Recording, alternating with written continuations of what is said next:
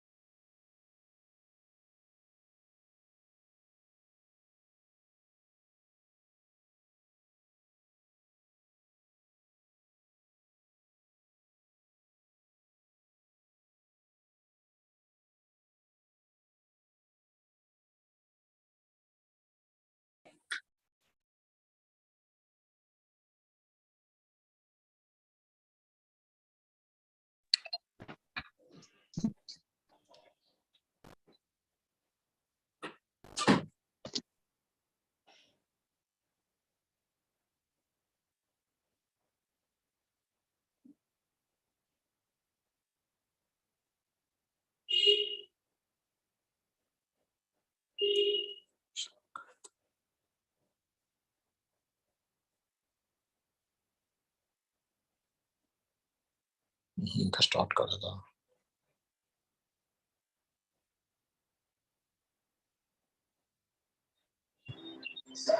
अब जाना है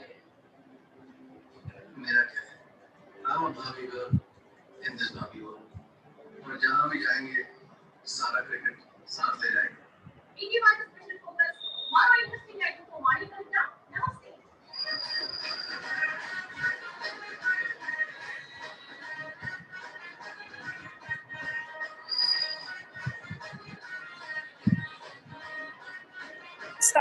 మీరేం అడగలేదా? గౌసా బేబీ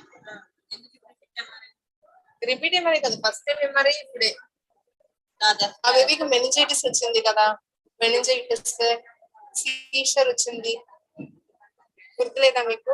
గౌసా బేబీ యాక్చువల్లీ బ్లీడ్స్ అయినాయి, థ్రాంబోస్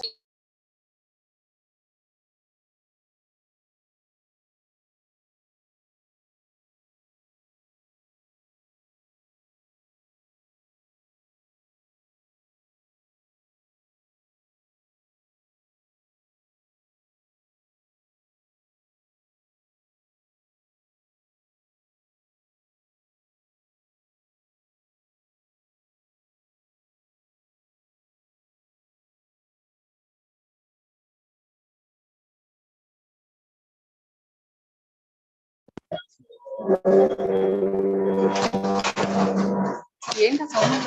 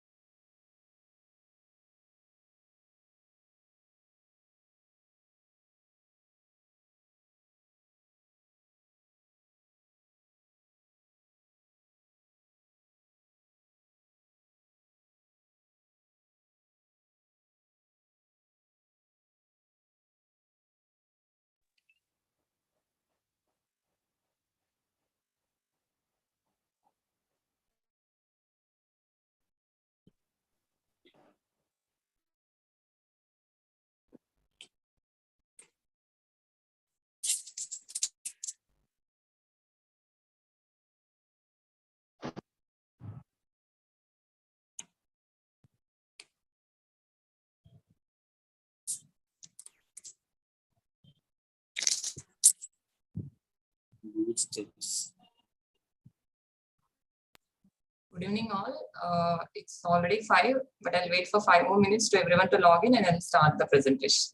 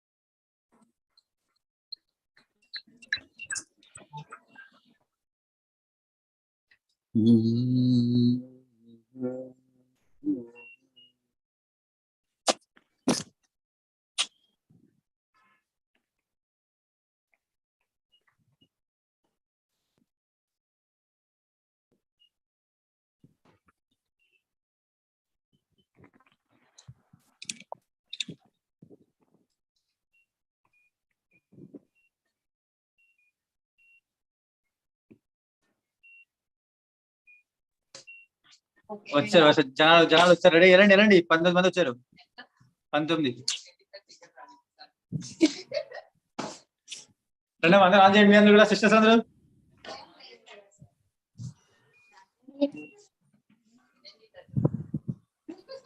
నెట్వర్క్ లేదు. హలో హలో హలో వెళ్ళిపోతారు.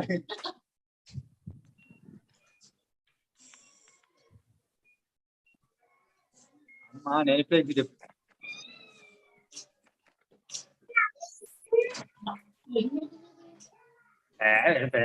వాళ్ళు పని లేని వాళ్ళు చేసుకుంటుంటారు. ఏముంది వచ్చాడు ఆన్లైన్ మైక్రో ఆన్ చేశాడు. మా చిన్నగాని పట్టుకో.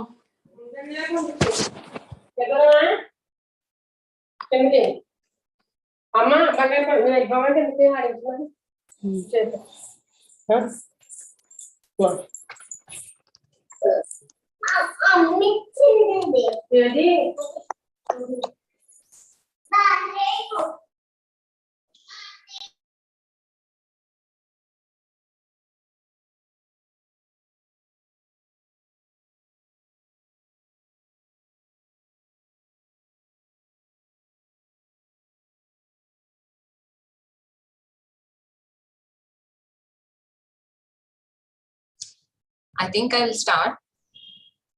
Good evening, everyone. Is my screen visible?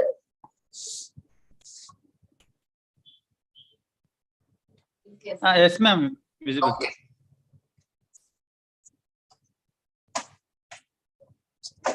Sir, move అవుతుందా? మ్యామ్ మూవ్ అవ్వట్లేదు. అవట్లేదా?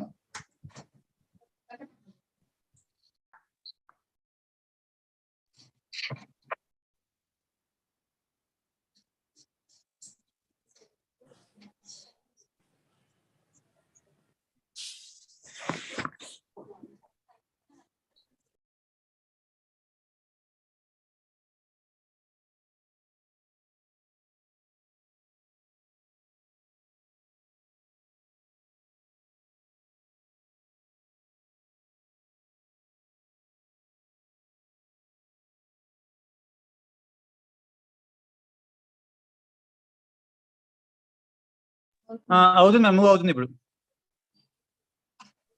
Okay, sir.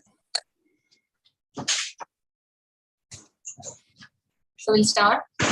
Today, myself, Dr. Bujata, consultant neonatologist working for Andhra Hospitals, Vijayawada. So we'll just discuss all these days. We have been discussing about children, and last class we had developmental.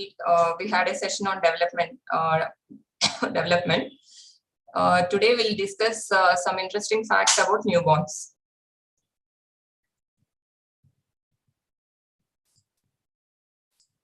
Okay, so this is your baby. Term male, 3.4 kilos, born to a primey. Antenatal history: the mother has urinary tract infection, and the baby was born by emergency section. The reason was non-progression of labor, and so at the time of delivery, it was seen that the baby, there was a meconium stain liquor. And after delivery, the baby had weak cry at birth with the Abgas of 5 at 5 minutes. So the baby was flat with poor respiratory efforts. And obviously, it was a flat baby with poor respiratory efforts. So what is, anyone would like to comment on the delivery room management for meconium aspiration syndrome? Participants can just put their viewpoints in the chat box if they would like to comment, or can raise their hands so that they can unmute and speak for themselves.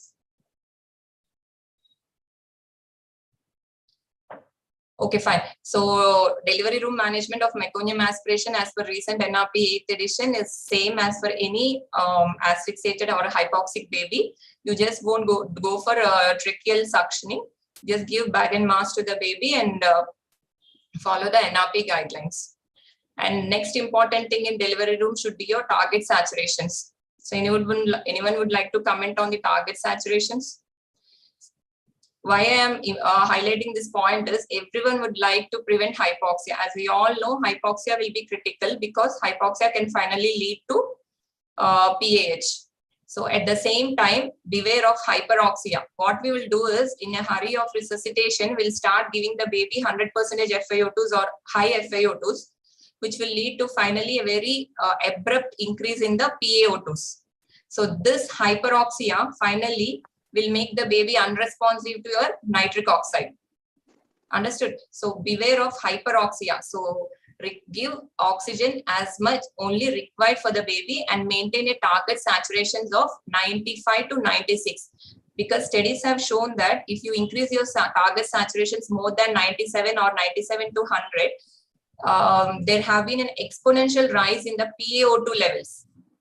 These studies have been in the animal studies, but this exponential rise means your PaO2 is going to be very high for a saturations of 97 to 100 compared to 95 to 96. So this again will produce oxygen-free radicals and your baby will become unresponsive to nitric oxide if really the baby progresses and needs nitric oxide. Okay, so avoid hypoxia, that we all will be taking care of, but at the same time, please avoid hyperoxia. So likewise, any asphyxiated baby, go for bag and mask. The same thing has been done for this baby. The baby was intubated. But as the baby was not maintaining saturations on conventional, they tried conventional ventilation over there, but as the baby was not being maintained on conventional ventilation and ours being a referral center, the baby was referred to us for further management. So what happened was, by the time the baby reached an ER, because of the various multifactorial for the referral for us from the peripheries, so the baby was shifted by the father or attendees themselves doing the tube and bag ventilation. And by the time the baby reached the ER, see, this is the primary assessment of the baby. So when you assess, the baby has only 52% saturations with the tube and bag ventilation with no oxygen connected. Air entry was equal bilaterally, and there was poor spontaneous respiratory efforts for the baby. And hemodynamics, heart rate of 172, the pulses were present, but low volume pulses, and BP was on a bit lower side and with peripheral cyanosis. And temperature of 35 degrees Celsius and sugars of 78. The baby was sent on IV fluids, and the baby was hypotonic with poor neonatal reflexes. So this is got any time whenever you assess it's a child or a neonate, follow the systematic approach of primary assessment. So just for the postgraduates who have logged in, so primary assessment. So whenever you are assessing a respiratory system, make sure you assess the respiratory system in 4 components. That is, you assess the respiratory rate, you assess your work of breathing, which is manifested as an increase in the intercostal retractions or stridor or grunt or subcostal retractions. Third thing is air entry. Take your stethoscope, auscultate, look for air entry. Is it decreased or is it absent on one side? And assess your oxygenation, that is the color and the saturation. So the 4 components would be your respiratory rate, work of breathing, your air entry, and your saturations. That gives an overview what exactly the baby's respiratory system is dealing with. And for circulation, what you do is you just, everyone will check the heart rate. So the 5 components are easy: your heart rate, your pulse volume, your capillary refill time, your urine output, which tells us about the end organ perfusion, and your blood pressure. Blood pressure, as we all know, will be the last thing to come down. Because as long as the baby is in compensated shock, all other parameters will be the first things to get affected. So after assessing these 2 things, obviously for any newborn, sugars, temperature, hypothermia or hyperthermia, or any rash, because in meningococcal septicemia, which is rare in our part of the in India, but still look for any rash. Then obviously stage of alertness for a newborn. Okay, so respiratory, circulation, sugars, temperature are must, and level of alertness should be covered as soon as you receive any newborn in your ER. Okay, fine. So this baby, as I have said, was maintaining only 52% saturations. We started bagging with the oxygen connected to the bag. So what happened? There was no improvement in the oxygen saturations. So what is that anyone wants to do? So the baby came to us with attenders doing the tube and bag. So definitely it would be dope. Dope here will be like, is there any displacement of the tube?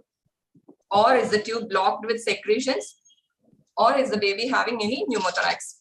E is like, because we are bagging, doesn't have much importance over here. So the same thing has been done in the ER.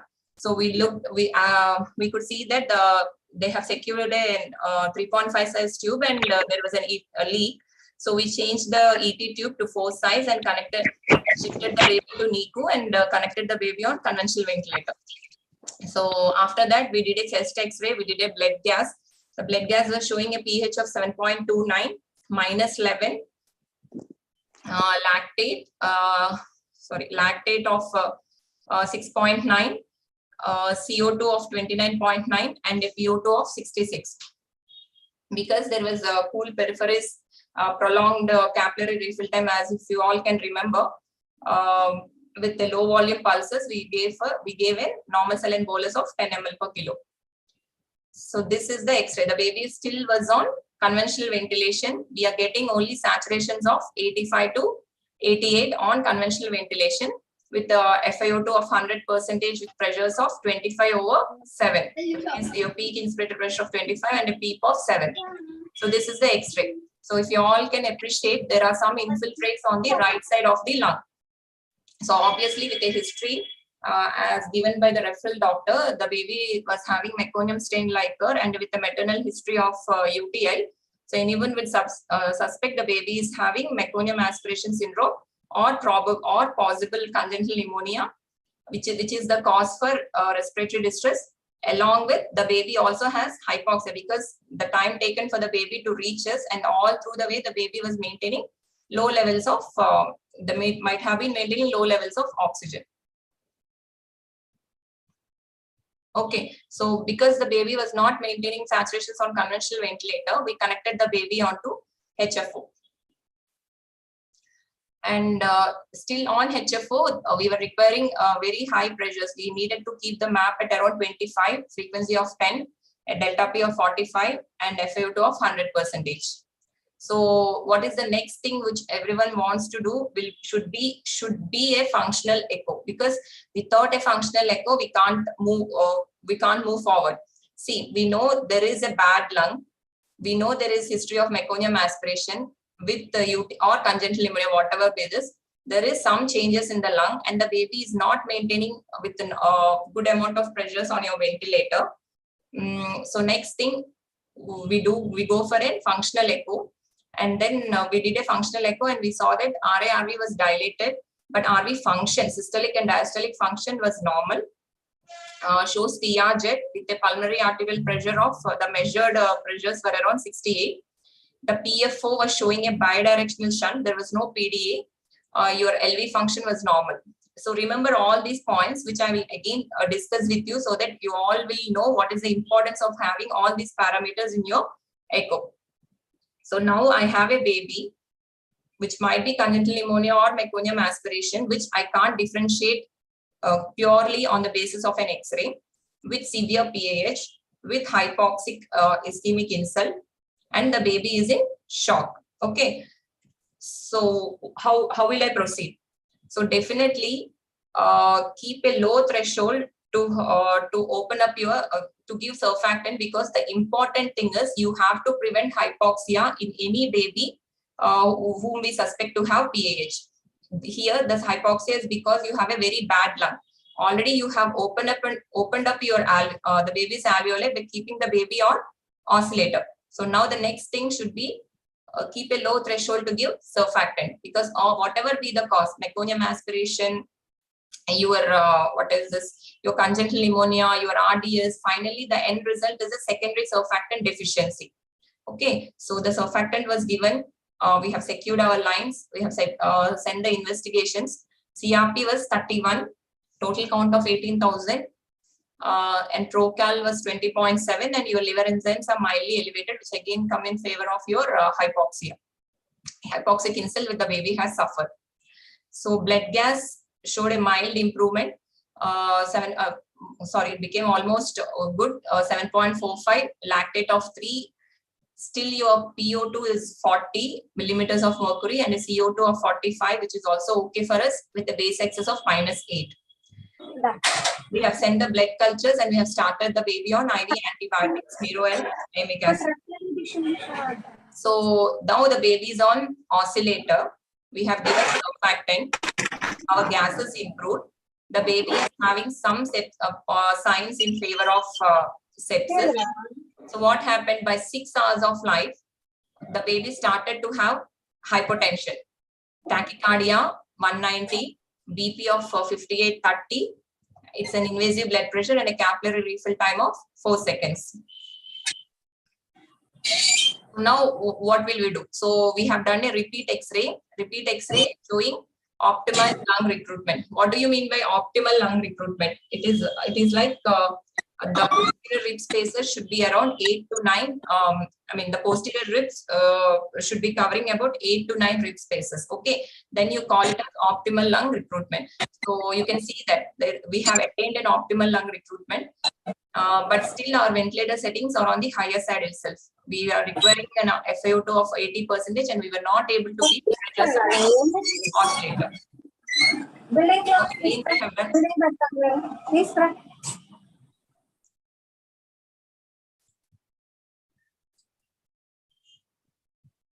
Can all participants mute? Yeah, thank you. So we were not able to wean our ventilator settings. So we have repeated our echo. So there was small PDA with bidirectional shunt and a PFO with bidirectional shunt. Again, all the features, whatever parameters we need to see, we have seen, and it was suggestive of moderate PAH.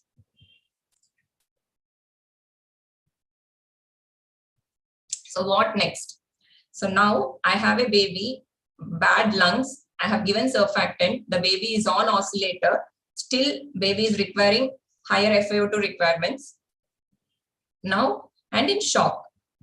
So now I need to correct my shock first. And then again, the baby is having PAH. So now baby has shock along with PAH. So how should I go about this baby? So what should I do? Should I start a vasodilator first for the PAH part, or should I treat my shock? So as everyone would know, I'll first concentrate on the shock part, because I have to keep my systemic blood pressure first, maintain my systemic blood pressures before I initiate any vasodilator. So as you all know, blood pressure is amounted by all these things: heart rate and stroke volume. Stroke volume is your preload, afterload, and control. These are very much basics, but we all should know all these things to know which inotrope to give at what time and for what disease. Okay, so we have our cardiac blood pressure is maintained by obviously by cardiac output and systemic vascular resistance, and cardiac output is in turn affected by heart rate and stroke volume. Stroke volume is by preload, afterload, and contractility. So here, whatever inotropes we give will increase this heart rate. There won't be any much effect on the stroke volume. So different type of shock depending on the which component of the this flow chart is affected. So if it's a cardiogenic shock, your output is bad. If it's a vasoplegic shock, you have a very low systemic vascular resistance. Vasoplegic shock or distributic shock or any forms of septic shock. Okay, and a hypovolemic shock, again you have a low preload, so your stroke volume is affected. So just remember, if you want, you can all take a screenshot of this so that you remember these components which affect blood pressure. In turn, will give you an idea what is the reason for your low blood pressure, so that you can accordingly titrate your management. See, now I have a baby with hypotension and the baby is also having PAH. That much I think by this time we all got to know. So till now, it's very easy for all of us to manage. Now, the dilemma is, what should we do about this shock? One side you're saying it's PAH. Now, should I give fluids for this baby, or should I straight away start inotropes? That is the dilemma everyone will be having. So before I tell you all what we have done, I just wanted to give you an overview so that you all will understand the reason for us managing the baby on these lines. Okay, so for example, see what happens. See, the baby has hypoxia. This you all will agree, right? So now the baby has sepsis. So now what happens in hypoxia, sepsis, both will cause what? Peripheral vasodilatation. So you have your reduced afterload. And sepsis again will can cause capillary leak with low intravascular volume. That means you have reduced preload. That means there is no in. So remember one thing, the preload is in and afterload is out. Okay, so sepsis can cause a reduced preload, and sepsis again or hypoxia again can predispose to reduce afterload. That means your SVR is low. That means you will have a low diastolic blood pressure, which will affect in effect will cause a low mean blood pressure. Okay, so when you have sepsis or hypoxia with a low diastolic, there will be systemic vasodilatation causing reduced afterload. So whenever you manage such babies, what you have to do, you have to increase your SVR. That means you have to increase your systemic vascular resistance. So you have to choose those inotropes where you have to increase your SVR. At the same time, there will be reduced preload also. So does this mean that you should give more fluids or you should restrict fluids? Restrict fluids. Again, you have to titrate. You have to do your functional echo. And in newborns, please remember IVC variability is not that much reliable for knowing your fluid status. It is your left ventricle filling. Okay, so you give a fluid and there is improvement in your stroke volume. That is definitive of fluid responsiveness, not IVC in any neonate. So then the third thing which will affect is your pump failure, because your heart, because of hypoxia itself, your myocardium has weakened. That means there is a pump failure. So this component was not there with our baby. Luckily, this was not there. What we are having is these two components should have been there because we have a low diastolic pressure. So I have to increase my SVR. At the same time, I can give some fluid bolus. Already we have given one fluid bolus, but now the problem is there will be capillary leak. So whatever I give will go into the interstitial space. So I have to retain it in the inside the blood vessels. So for that, another alternative is you can go for a colloid. You can use albumin instead of normal saline boluses. Okay, so increase your intravascular volume.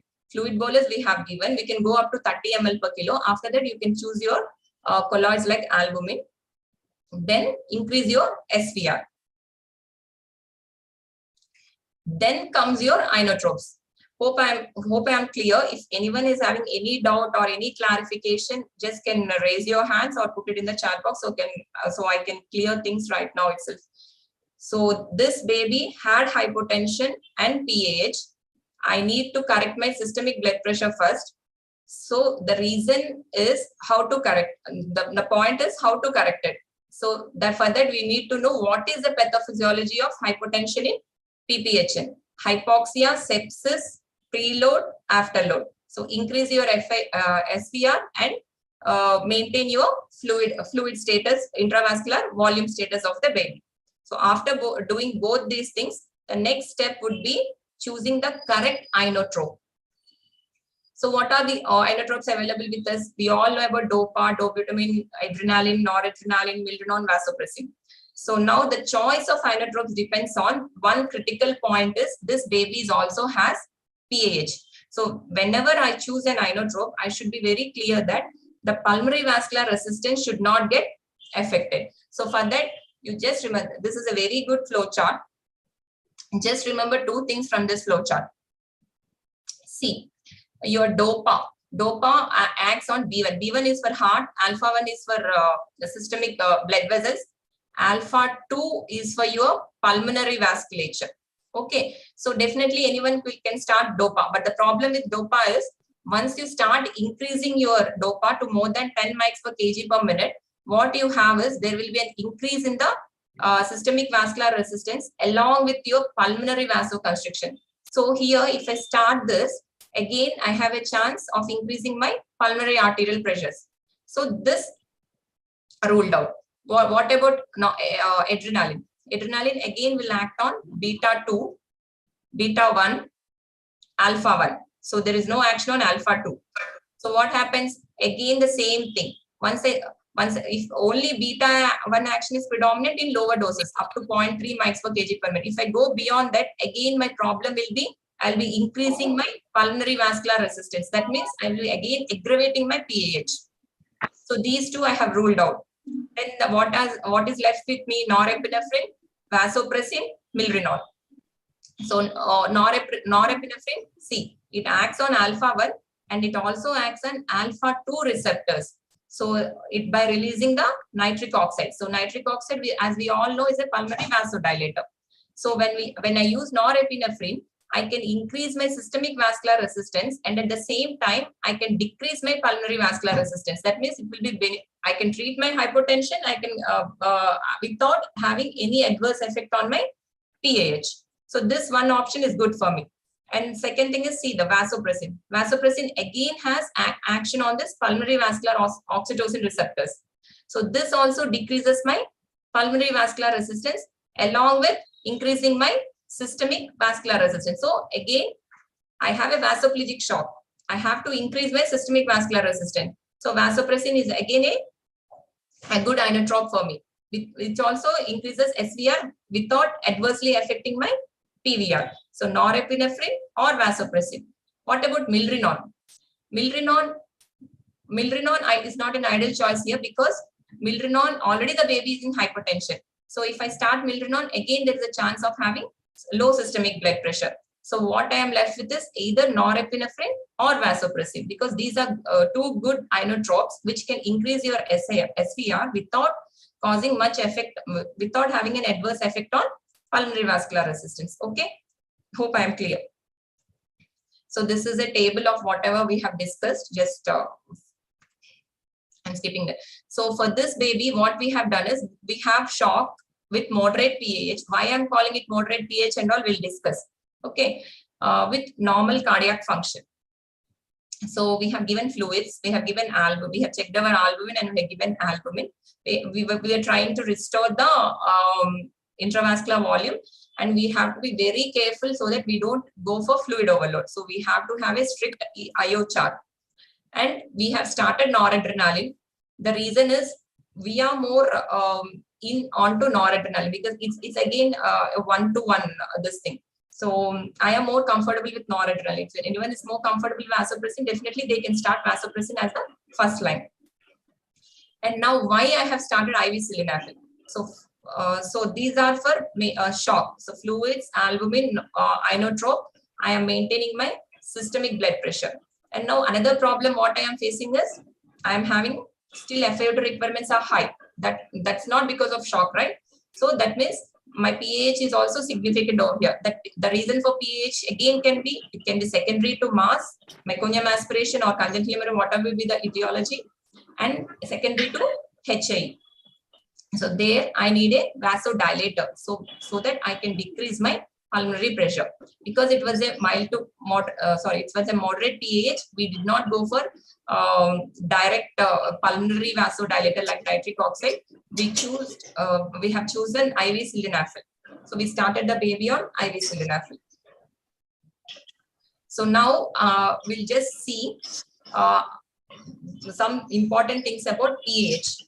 So how in a resource limited setting, because ours being a tertiary center, even though we see if our residents fail to recognize pH clinically, definitely we can do a functional echo and we can recognize pH. But in a resource limited setting, what are the hints which help you to recognize the baby is having significant pulmonary arterial hypertension? First, definitely desaturations. So the desaturations can happen in any respiratory, cardiac, or it can be PAH. So then what is the things from which you can pick up? It's basically pH. The saturations are labile. Likewise, like if any, you may be doing rounds in your knee. The saturations will be fluctuating from 88 to 95 like that. Those are called labile saturations.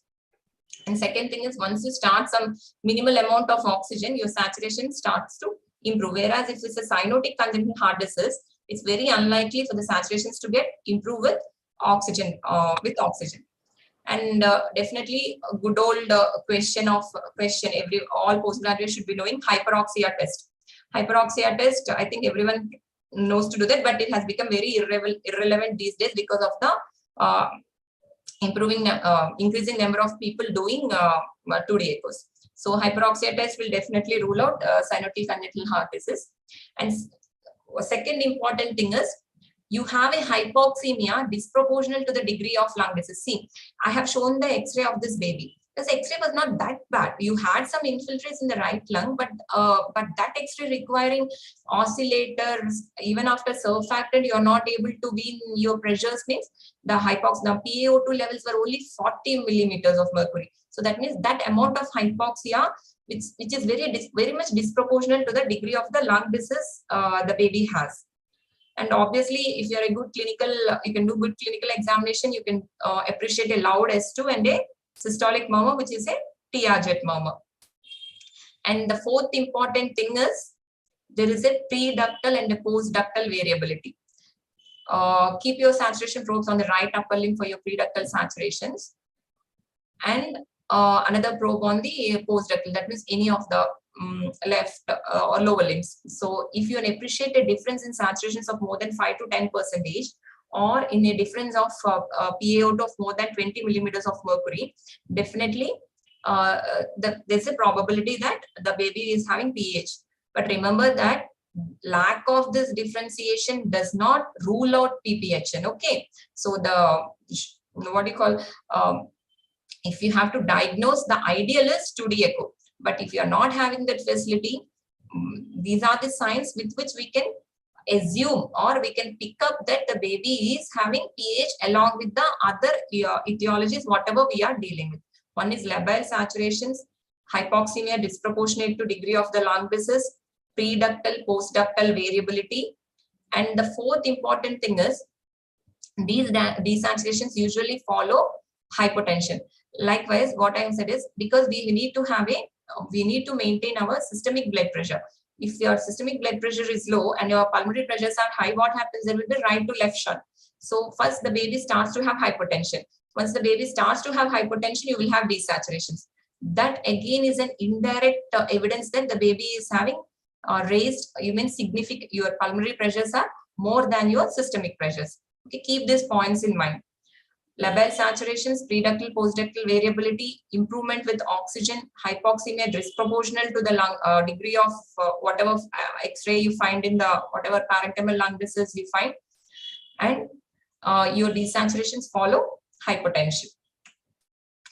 So again, this is for completely for postgraduates. Just remember these things. It's a mnemonic actually. See, in TTNB, your lungs will be like this. In meconium aspiration, if the baby has pneumothorax, it will be like this. Air leaks, again, this will be the thing. All these will predispose to PPHN. This is the secondary PPHN, okay, where your lungs are the culprit. Here you can get HMD, give surfactant. Meconium aspiration, give surfactant. TTNB, yes. If the baby is having higher FiO2 requirements, again you can go for surfactant. Congenital pneumonia, yes, again surfactant. And so the what is the terminology used is proper lung recruitment. That means open up your alveoli, give the good amount of PIP and PEEP. If it's maintaining on conventional, very good. Otherwise, open them with your HFO and then give the surfactant, because all these disease conditions will have a secondary surfactant deficiency. So again, some terminologies for postgraduates. It's what a grainy appearance means, RDS or pneumonia, patchy pneumonia, fluffy, meconium aspirations. This I'll just skip. Okay, so now you have a resource limited setting. You have all these signs. You think there is PAH, but you're not sure, because only one thing which can make us sure is functional echo. So I'll suggest all the practicing neonatologists. It's very important. You need to learn how to do the basic. We are not cardiologists. We can't do everything what a cardiologist is, but to properly guide us in the management of such diseases, we need to know few basic things in functional echo. See, so what happens from fetal to neonatal circulation? So when the baby is born, what happens is baby cries. So what happens with the first cry or first breath? There is a drop in the pulmonary vascular resistance. So which causes increased pulmonary. Just imagine the heart just imagine the heart diagram, visualize it so that you all can follow whatever I'm explaining. So when the baby takes its first breath, there is a fall in the pulmonary vascular resistance. So which causes, till then, across the ductus, there has been a flow from right to left. Now when the pulmonary vascular resistance falls, the shunt will be from left to right. There will be an increase in PaO2 and there will be an increased pulmonary blood flow, which again comes into the left heart. So increased LA, left atrial filling, which causes closure of the ductus. Okay, so decrease in PVR, and the second thing what we do is we clamp the cord. So till then, what was predominant? Placental circulation. Placental circulation is a very low resistance circulation. When we clamp the cord, what we do is we increase our systemic vascular resistance. Okay, so these are the two main things. So fetal to neonatal hemodynamics, whatever change, whatever happens, completely depends on these two things. There is a fall in the pulmonary vascular resistance, which causes our PFO to close, PDA to close, and when we clamp the cord, we increase the systemic vascular resistance. So now the functional part of the echo also depends on all these things. See, this is the right heart, this is the left heart. So what happens is, when you do, whenever you do a functional echo, we are concerned only with 3 or 4 important things. One, what is the flow across the PFO? What is the flow across our PDA? And how is the septum? Is there any TRZ present? And the most important thing is, how is the function of the heart? That means, is the heart having good contractility or not? Okay, only these aspects we have to know. What is the flow? Is it from left to right, right to left, bidirectional? Is there TRZ present? How to calculate it and all? Okay, more into the echo part. What is the position of the septum? What is the flow across the PDA? And what is the function? Okay, these 5 components we all should know, which all should learn at least. Because why I'm stressing is, this PAH is a very, once this PAH sets in, it's very difficult to control. Because see, this is a vicious cycle. Hypoxia, increased vascular resistance, that means there is no flow across the lungs, which again causes a decreased preload to the left heart, which again causes, that means there is no flow into your rest of the body. That means again hypoxia acidosis, which again will aggravate your PAH. So this hypoxia acidosis have to be avoided if you want to manage PAH. That means it has to be this, you have to cut it here from the beginning, from the delivery room. So as I have said, the 4th important point which we all have to remember is the function. That means how is our RV and LV. So what happens? Your pulmonary vascular resistance is very high. That means your right ventricle has to pump against that high resistance. What happens? Initially, it will try. It will go for an adaptive mechanism. It will try. Your heart rate will increase, but your right ventricle will try to pump against your increased pulmonary vascular resistance. But slowly, what happens? After a while, it will get tired. Your right heart starts failing. There will be right ventricular dysfunction. So, because of increased afterload, that is your increased pulmonary vascular resistance, what happens? Your RV starts dilating. So in our case, the baby had a mild RA-RV dilatation, but luckily still there was no systolic or diastolic dysfunction. And what happens once it starts dilate? What happens? As in this earlier picture, your septum starts bulging into the left ventricle. So this is pumping against a very high resistance. It's trying to compensate. No, it starts to fail. Your septum starts to bulge into your left ventricle. So finally, what happens? Your left ventricle filling area gets decreased, and there is decreased flow. Your right heart starts to fail, means there is decreased flow across your pulmonary artery, which in turn there is a decreased flow into the left atrium. That means there is nothing into your left ventricle already. Because of your septum, your left ventricle filling is affected, and there is nothing coming much into your left ventricle. So preload is affected. Finally, your left ventricle function will also, first systolic function will also get affected, and finally left ventricle also will fail. So first PAH, depending on the severity of PAH, your right ventricle fails first, and then slowly your left ventricle will also fail if there is severe PAH. Septal deviation, decreased pulmonary blood flow, which again decreases the preload to your left heart, decrease left ventricular output, and decrease systemic blood flow, resulting in your left ventricular dysfunction. Along with that, if you have all these confounding factors of sepsis, or if you are giving, I told you we are using an oscillator, that means you are using your high pressures. What again that will cause? It will again decrease your preload.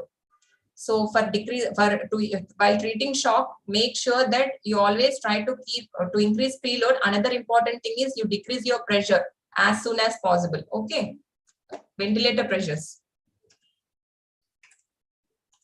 So hope I'm clear, or I'm going. I don't know if I'm going into more bigger things. So okay. So what happens if the baby is having mild to moderate PH? There will be a bidirectional shunt across the PDA and across the PFO, and your septum will be in the midline.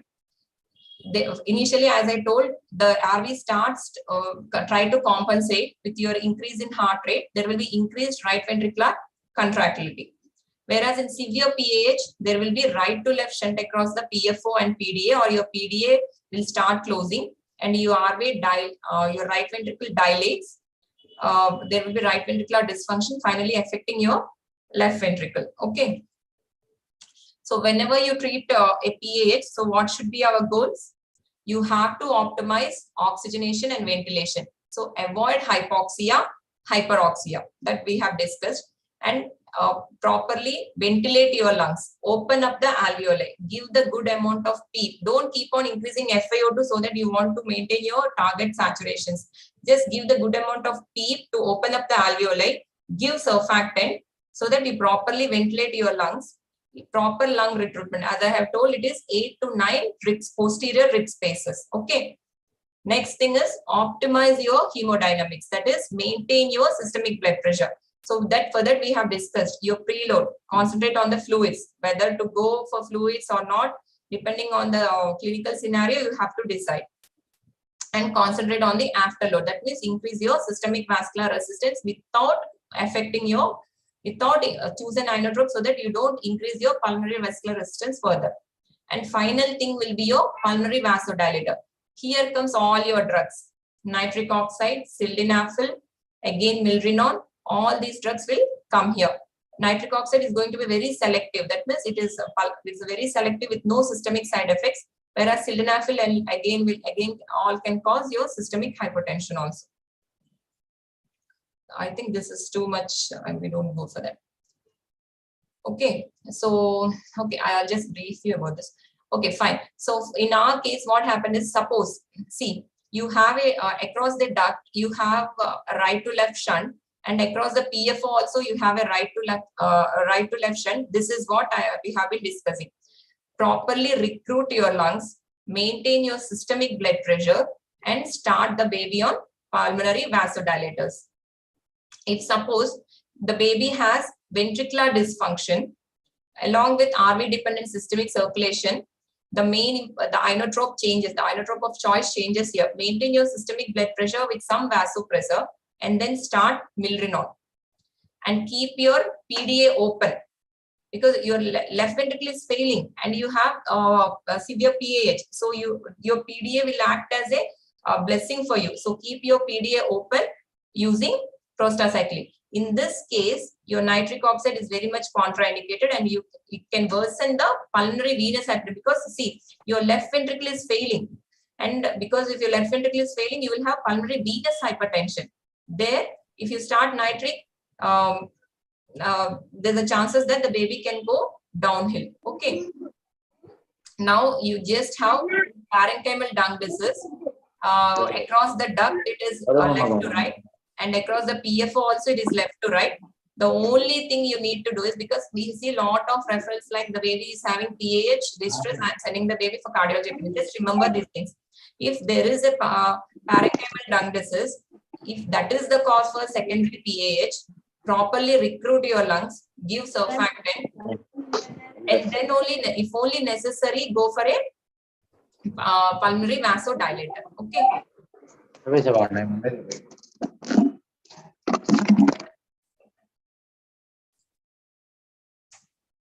Okay. So with those things, so see now if so what happened to our baby? Finally, on day 2, so we have started the baby on noradrenaline, we have given boluses, and we have started the baby on sildenafil. So what happened? Day 2, there were problems again with weaning inotrope. We had to increase noradrenaline up to 0.4 mics, and we could not wean FiO2 much, only up to 60% only we can wean. And our arterial blood pressure somewhere was fluctuating around 62/35. This 35 is not good enough. I have still low, but there is a peripheral vasodilation, and I have a low diastolic blood pressure. And there have been episodes of desaturations following hypertension. That means still I am facing problems with hypertension. So what next? So we have done a repeat echo. It's showing again moderate PAH. So what should I do? Now should I increase noradrenaline? Because I am already on 0.4 mics of noradrenaline, or add another inotrope. So what happens if I increase my noradrenaline? See, noradrenaline definitely has a good effect on the pulmonary vascular resistance, but if I increase further, I compromise my mesenteric circulation. So these babies again can land up with feed intolerance. So there is no point further in increasing my noradrenaline. Definitely I have to go for another inotrope. So for that, we have started the baby on vasopressin and hydrocortisone. In PAH, steroids are indicated. We'll deal with this later. So day 3, okay, the baby responded well. Baby was we tolerated weaning inotropes and ventilation, but clinically the baby was edematous and with positive balance. Albumin was somewhere around 1.9. So strict fluid intake output was taken care of. And vasopressin we were able to stop in 48 hours, and hydrocortisone also weaned and stopped. On day 5, what happened was, this was the X-ray. See, you all can see fresh infiltrates in the right upper lobe in the left lung. So we have see, clinically VAP is like if you get a fresh infiltrates on the X-ray, and with increase in your ventilator settings, any baby ventilated for more than 48 hours suspect clinically VAP. So we have sent ET secretions for culture. It can be pneumonia, wet lungs. So, but still, because the baby was maintaining on minimal ventilator settings, we tried extubation onto NIPPV. The baby was tolerating for around 6 hours, but overnight there was worsening respiratory distress with GI bleeds. So this is the part 2 of the story. Till now, I was managing only what the problems the baby was facing, like meconium aspiration, PAH, shock. So I know the entire pathophysiology. I was managing beautifully. So what happened? I extubated also, but the nightmare is again the baby got reintubated with full GI bleeds. So we were like, where things went wrong. So when we did our CBP, we had a platelets of 13,000, CRP elevated to 71, HB of 9.1. That means so worsening sepsis. So this part we all have to keep in mind whenever we deal with such babies. So the baby got reintubated. Luckily, again, the baby was having normal cardiac function with mild to moderate PAH. So after reintubation, this was the X-ray with good chest physio and culture sensitive antibiotics like this. ET secretions came positive for Acinetobacter. So we have changed our antibiotic cover as per the sensitivity pattern, and we have transfused platelets and plasma. So as our CRP was still high with the persistent drop in platelet count, we repeated blood cultures, and the blood cultures came positive for Burkholderia. So day 9, the baby extubated, we were able to extubate the baby onto bubble CPAP. But this time again, see, this is the post-extubation X-ray, only to get reintubated after 12 hours in view of again worsening respiratory distress. See, again, the baby is having very wet lungs or worsening pneumonia. I'd rather say there is ultrasound lung confirmed, these are pneumonia patches. Clinically worsening, petechiae all over the body. So again, we repeated cultures. This time they came positive for Klebsiella. So, and the baby was having, whenever we intubated the baby was having a copious amount of secretions. So we planned for a bronchoscopy. And we have done alveolar lavage, and again we sent that for culture, and this came positive for Acinetobacter. After bronchoscopy, we extubated the baby on next day, on day 11 or so, onto non-invasive ventilation. Antibiotics were continued. So day 12, this is the X-ray. So the baby responded to sensitive antibiotics. So the part 2, I'm not purposefully, I'm not discussing anything much about sepsis or anything BAP or anything. So because or in Indian scenario, any baby comes with one problem, this sepsis, we have to tackle hand in hand. So we have to very careful, see, repeatedly, we have to suspect and then do things. So day 12, we were able to extubate this baby. Sorry, day 12, this is the X-ray of the baby. The baby was in room air and completing the course of antibiotics. So now, as I told, what is the role of steroids in PPHN? Systemic steroids have shown to decrease the duration of hospital length and stay by the studies. See, there is a potential role, but because they act on the increased cyclic GMP and reduce the superoxide level, so that again they're causing pulmonary decreasing your pulmonary vascular resistance. But while using them, be very careful in the presence of a bacterial or a viral infection. So for the last 40-45 minutes, what I have been talking, this one slide will summarize that. So while choosing inotropes in PPHN, if your BP is normal and your ventricular function is good, go for sildenafil. If your BP is normal and you have a ventricular dysfunction, go for milrinone. If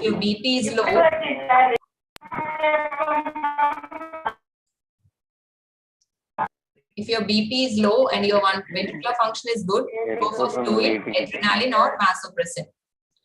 You have a low BP along with a poor ventricular function, ideally maintain your systemic blood pressure first along with adrenaline or noradrenaline, and then add your milrinone, because milrinone is a very good inodilator. Okay, it can increase your cardiac contractility.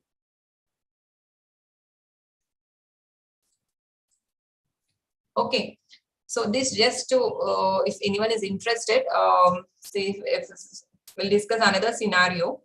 So female term 40 weeks, cesarean meconium strain Leica, again flat baby needing endotracheal intubation, profoundly hypoxemic, FiO2 of 100%, systemic blood pressure is again low.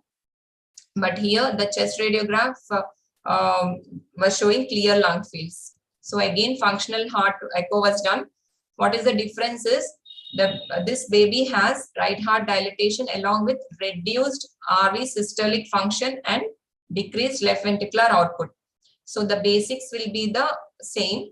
You recruit your lungs, you avoid hypoxia, you maintain target saturations. And here we have started the baby on pulmonary vasodilatation with nitric oxide. You maintain your systemic blood pressure with vasopressin or noradrenaline. And once your systemic blood pressure was attained, use milrinone to support your RV. Okay. So this is the summary of all the management of PAH. So preductal postductal variability, see 90-70. Optimal lung recruitment, 8 to 9 rib expansion.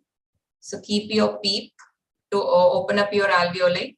And another thing what I just did not mention is properly sedate and give proper analgesia to the baby. Okay.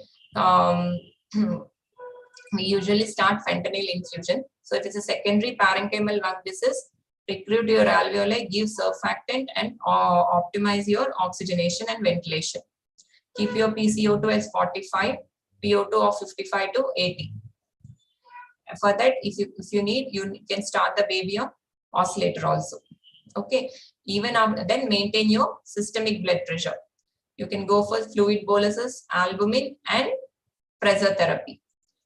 Do a functional echo. If your heart is weak, support your myocardium, and choose your inotropes based on your systemic blood pressure and your cardiac function.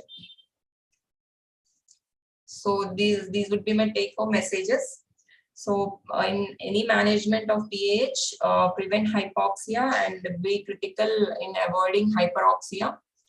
Optimize your lung recruitment, selection of inotropes as the one slide I have shown you, and choosing your vasodilator therapy. And please get acquainted with the, at least this will help us in discussing with the cardiologist like what we exactly want, because most of the things are done by an adult cardiologist. So don't, at least if we know what we want, we can ask for that, and so that they can explain us in detail. Get acquainted with the functional echo part.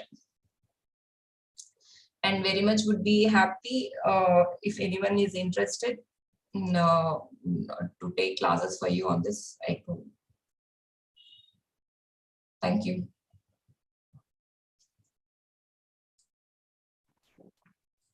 Any questions?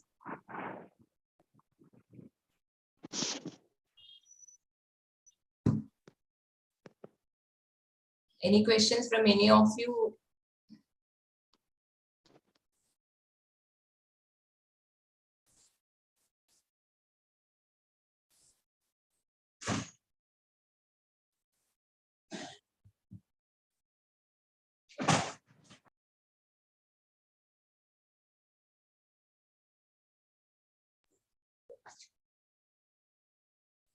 If no questions, shall we close the session, or should I wait for 1 or 2 minutes? If you want to ask any questions, you can put in the chat box also, or you can just directly WhatsApp us on the group, or personal WhatsApp also. You can message me. And please, if anyone is seriously interested in learning this functional echoes or functional part of the things, we are very much happy to take classes on that also.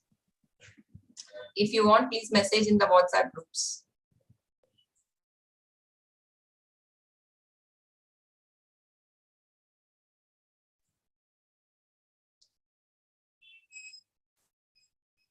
So fine, if no questions are there, I think we'll close the session. Okay, thank you. Thank you, everybody.